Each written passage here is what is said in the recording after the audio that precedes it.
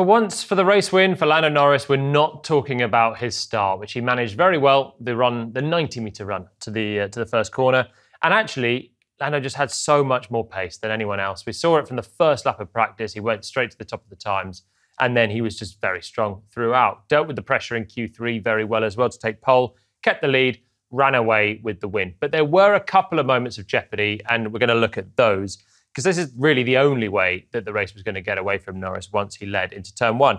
So here we go, the first time just before his pit stop, and we're into turn 14, and that is your race leader, Lando Norris, coming in to the corner, comes through, slows the car down, and then just brushes that barrier. This could have been a defining moment in Norris's career. It could have been that big, building up a 25-second advantage and then actually crashing the car from that race lead is iconic moment stuff that we've seen Ayrton Senna do in the past.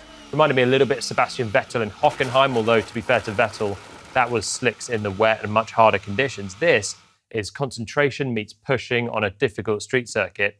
And you can see, as we play this one through, how Norris gets into the corner and look at that barrier just wash back slightly as the left front hits it. If that was a concrete barrier, could have been potentially even race ending, certainly front wing damaging to a bigger extent.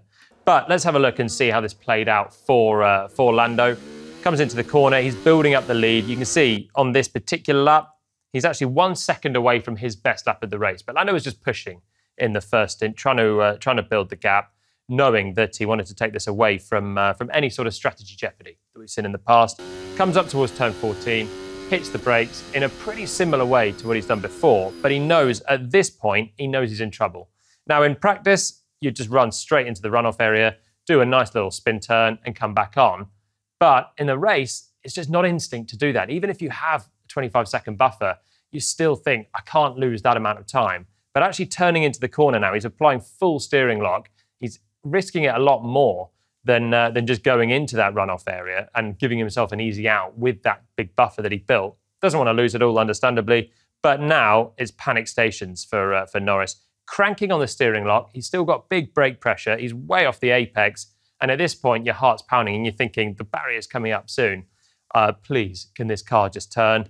And you can see him just modulate the steering, trying to find a little bit of front grip, releases the brakes, and at the last minute, just about gets away with it. The brush of the barrier is pretty hard to see from this onboard shot. It's really slight and it's low down on the front left. And for good measure, as he unwinds the steering, you can see on the dash that big white message, which is an anti-stall. He's in such a panic mode at this point, slowing the car down, second gear, just hoping not to crash, that the anti-stall's kicked in. Now you can clear that just by pulling the clutch and going again, which he does and carries on his way. But now we look at the dash and he's lost a heap of time. That 1 second is now 4 seconds and growing all the way to the next corner. So a significant error for Norris.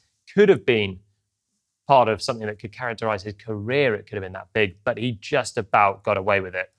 How does it look on the data? Well, this is the interesting thing to me here is you look at how similar the laps generally are. This is lap 29 in the red where Norris makes his error, which you can see dropping the speed down at turn 14 there, versus lap 28, the lap before. You see how the race leader, who's marching away at just over a second a lap, is managing things like lift and coast, which we can see into some of these corners. So this is turn 7 here and turn 1. And there is quite a big gap, if we zoom in, between the blue particularly, where he's lifting off before the brake point, and he's got this sort of dead space there between the brake and the throttle. On the red, the next lap, the lift and coast is reduced. It's just that space, so it's much closer. You lift and coast to firstly try and save maybe a bit of fuel in a race where there's no safety car. Teams will go aggressive on the fuel. Singapore historically was always a safety car, and we're getting towards half distance, or we're beyond half distance or almost at half distance on this one at lap 28, and there's no safety car. So the teams now start to think maybe you need to save a little bit because under safety car you burn less fuel, but also lift and coast can help to manage particularly rear tyre temperatures, which was the limiting factor in Singapore. So that's why he's doing it out front. But if we look to the actual corner now, turn 14, where he makes the mistake, we can see that on the second lap where he had the big mistake, he just arrived into that corner a little bit quicker. So here we go. Lap 29 in the red. And once again, you see the major speed loss at the end where he's just catching his breath and thanking the whatever that he's not managed to hit the barriers. But here you see, once again, the little line there is the blue speed dropping as he's lifting and coasting. So he's arriving into the corner a little slower the lap before. On the red, the lap where he crashes, he's just arriving that fraction quicker. So it's maybe just pushing slightly more, less lift and coast at this point. And he's having to crank on much bigger brake pressure early on because he's braking significantly later. So it's two small things. It's maybe a lapse of concentration on a really hot, humid, tricky circuit as well. And that results in your panic stations for Norris, but he gets away with it. Interestingly, the green lap, thought I'd see what he did the next lap. Once you've had that big moment, how much do you rein it in? And sure enough, the green line comes down earlier here. He brakes a bit earlier, he's a bit softer, and he comes through the corner a bit slower. So once you have that moment and you're 25 seconds clear, then it's time to just have a little bit of a check. You've got away with it, now rein it in a bit. And Lando did that and immediately pitted on the next lap. So got away with one. Also got away with another one later on in the race. This was in towards the 2/3 distance of the Grand Prix. Yuki Tsunoda is the man who's coming up to lap. And as we play this through very slowly, you can just see that right rear has a bit of a tap of the barrier coming in towards turn 10 as well. So there we go, the strike right on that right rear into the barrier. This is a driver that is pushing hard and trying to build up a bit of a gap for fastest lap as well. And it's such a difficult circuit to keep that concentration the whole way through. But Norris just about gets away with this one. So close to wiping himself out when he had absolutely no need to be pushing this hard when he's destroying the opposition. But it was interesting to see more than anyone how hard Lando was pushing under no pressure.